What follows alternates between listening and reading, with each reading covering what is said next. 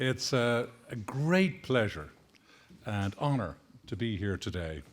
I can't think of anybody more enthusiastic about the past and heritage than Al Duffy. I first met Al in our involvement in military history and his involvement in the Ontario Tank Museum some 7, 8, 9 years ago, and he's transformed that. And so he and I had a number of conversations about the Duffy family name, and I thought, where are you from? So I learned that his family came from Sligo, and then I learned about the farm and all the other things that evolved from this project. And to take a family story, and this family story on this land is quite remarkable. To try and go back 190 years and imagine what life was like in the west of Ireland. The abolition of the Parliament in Ireland in 1801, following the 1798 rebellion, which was inspired by the French Revolution and which in turn was inspired by the American Revolution and Revolutionary War. The Crown was very, very scared of sovereignty movements on the island of Ireland. And there was an old adage that if you doth aspire to invade Britain, you must first subdue Ireland. So there was a great deal of repression brought to the governance of the island of Ireland, and they abolished the Parliament, and that led to economic calamity on the island of Ireland, which spread slowly and almost imperceptibly. Wealth left the country, economic activity declined or diminished or was extinguished, and farming communities in the west of Ireland faced literally a slow version of financial and economic starvation or emigration. And as Al mentioned earlier, between 1815 and 1845, when the first potato rotted in a field in Ireland, 498,000 Irish men, women and children had emigrated to this country, to Upper Canada and Lower Canada. And yet at the same time, the 1801 census identified 4.2 million people living on the entire island of Ireland. And by 1845, the 1841 census showed that to be 8.25 million people. And when the famine struck in 1845, it was probably about 8.5 million. But what it doesn't tell you is that 498,000 had left during that time from 1801 to 1841 and had come here. Probably as many had gone to England, and probably as many again had come to the United States. So there was a massive population explosion made possible by the potato. And also, impoverished communities tend to have more children, and that was certainly the case in Ireland. So when Al's family set out, when Eliza Duffy set out with her husband and 4 children on the Atlantic in 1832, I suspect the understanding of what they were going to was rather hazy, but they did know that it was going to be better than what they were leaving behind. And they had immense courage. So Eliza losing her husband en route, either at sea or shortly after arrival, I know, Al, that's not entirely resolved yet. But to arrive here in the spring of 1832, the population of Toronto at that time, well, it was still the town of York. It became the city of Toronto in 1834. The population of York at that time was 5,550 people.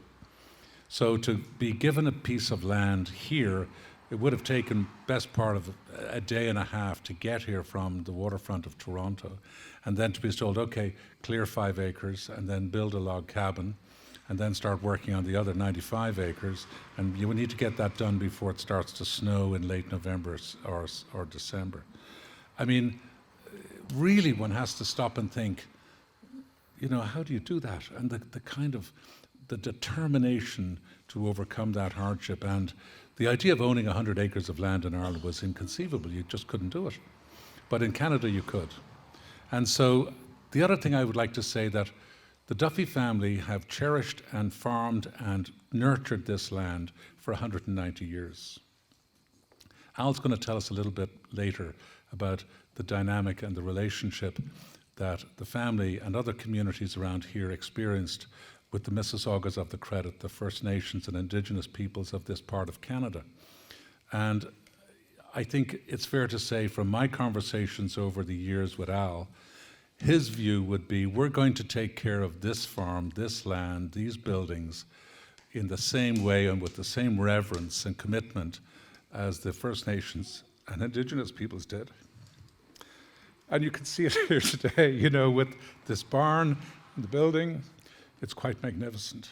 And I think, you know, what Al has done here is an incredibly important demonstration of reconciliation, of saying, this is how we will carry on to the next 100 and 200 and other years. And so I applaud you for that, Al.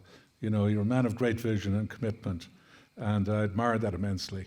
And, you know, he takes the long view, and if you have a long view, you can make great things happen with local communities, with local councils, with local government, and with your supporters and benefactors and stakeholders. So I think it's an amazing achievement. And so, you know, when Al and I met through the Ontario Tank Museum, Al and I began to realize that we shared similar passions about the story of people from the island of Ireland coming to Canada and what that was like. But, you know, I'd never actually been to a farm where people from the island of Ireland had come and settled it in such a long time ago. Lily and I drove past Drumcliff 10 days ago, and I said, now that's the church where W.B. Yeats is buried, and there's Ben Bulben Mountain, but it was raining curtain rods, and we were late to get to somewhere, so we didn't have time to pay our respect to the great poet W.B. Yeats. But this is the area where Al comes from. This is this beautiful landscape. And then I thought, isn't that interesting? I wonder if there's a piece of land for sale around here, which might be the original Duffy Farmstead in Sligo. So I'll have to check with the real estate agent. I'm sure they'd be thrilled. So I just want to say what a great joy and pleasure it's been for me to get to know Al, to get to know Karina, to get to know Lauren and her husband Peter and Michael, and of course to get to know Gail MacDonald, who's done so much work in the background over the years, even before Al bought back the farm. You know, this has been a journey of great passion and great scholarship, and it's a massive legacy to the Irish Canadian community in perpetuity. So well done, Al.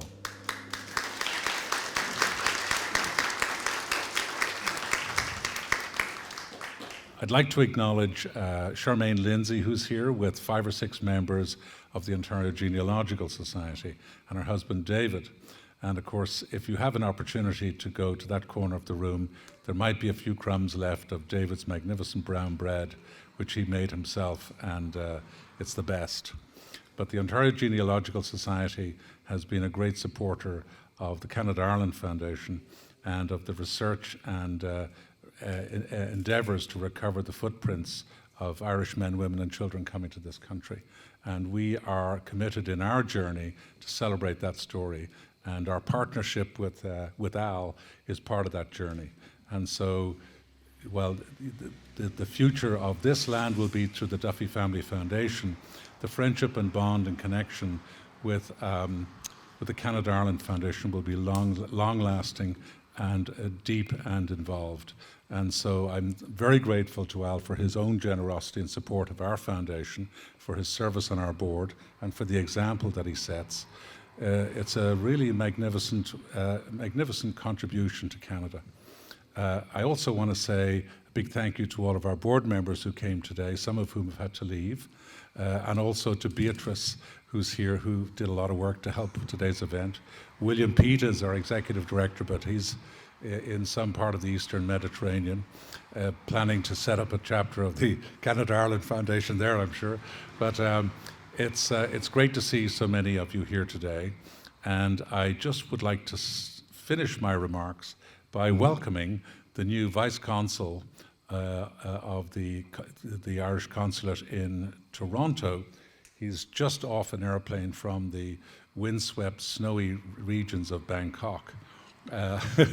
I don't think there's much use of fur there, so it's all very hot and humid. But this is your first posting to Canada. And William Barrett is from Monastrevin in Ireland, County Kildare. And you're very welcome. It's our first opportunity to meet today. He's only been here a month, unlike the Duffys who've been here 190 years. So you're very welcome. And I know that you're going to bring greetings from the Government of Ireland. Thank you very much.